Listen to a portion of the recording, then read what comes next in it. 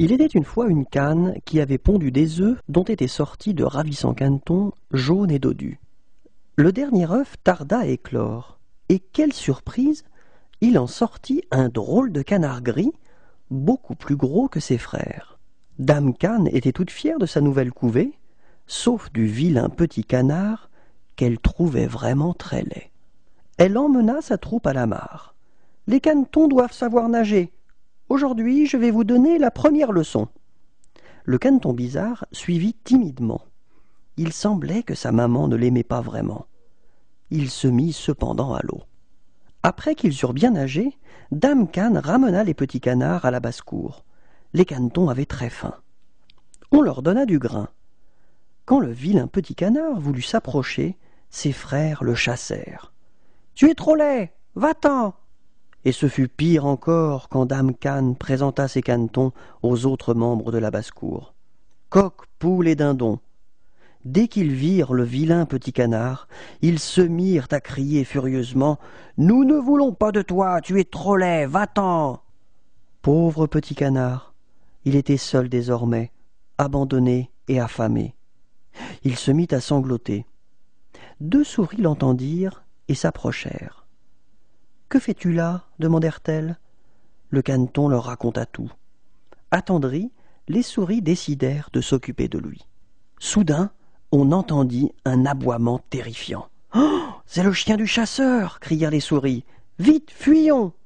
Affolé, le vilain petit canard suivit ses nouveaux amis, se dandinant à leur suite. Enfin, ils se trouvèrent en sécurité. Le vilain petit canard et ses amis restèrent au bord du lac, en évitant le chasseur et son chien. L'été passa, puis l'automne vint. Un jour, ils virent s'envoler de magnifiques cygnes blancs. « Oh, si seulement j'étais beau comme eux !» soupira le caneton. Puis ce fut l'hiver, et la neige tomba. Quelle joie de glisser sur le sol gelé! Jamais le vilain petit canard ne s'était tant amusé. « Il faut partir, dirent les souris, et trouver un endroit où se réfugier, car il va faire très froid. » Et ils cherchèrent un abri. Mais le caneton fut vite épuisé. Il avait froid et il tremblait.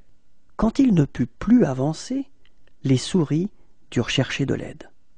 Tirant et poussant le pauvre petit, la troupe des souris parvint jusqu'à une grange abandonnée où ils purent l'installer.